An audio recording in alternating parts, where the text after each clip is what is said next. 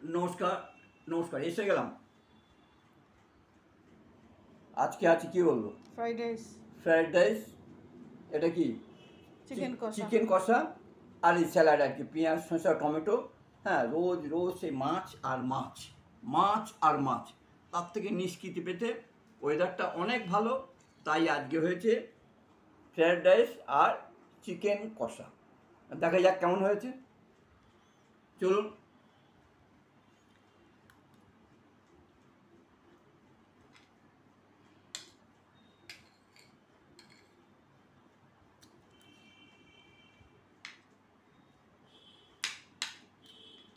আমার মনে হয় তোমার ছোটোখাটো রেস্টুরেন্ট করা উচিত।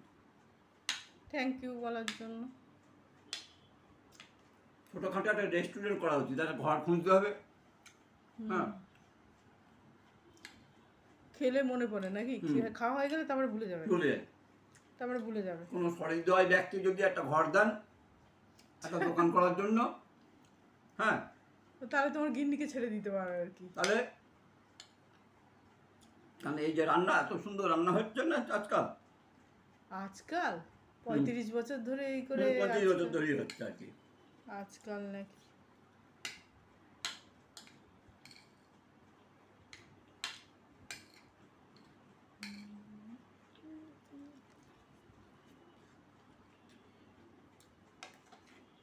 মাংস সেদ্ধ হয়েছে?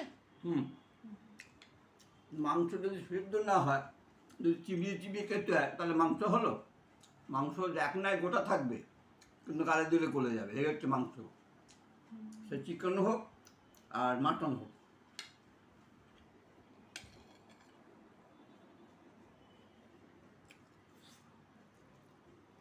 চেষ্টা করি আর কি একটু ভালো করার জন্য।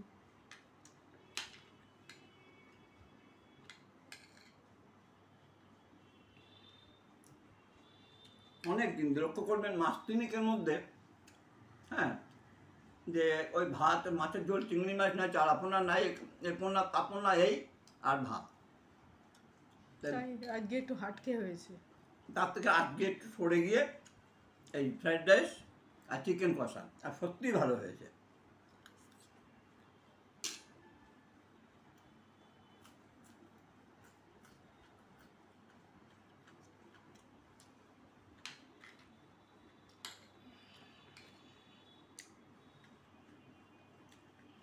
আমার বন্ধুদের অনেকের দেখেছি নতুন নতুন খায়। হ্যাঁ, আমি কিন্তু নতুন নতুন খেতে খুব ভালোবাসি এবং ওয়েদারের সঙ্গে খাবার পছন্দ করি, কিন্তু ভগবান তো সবসময় সাথ দেয় না। নমস্কার।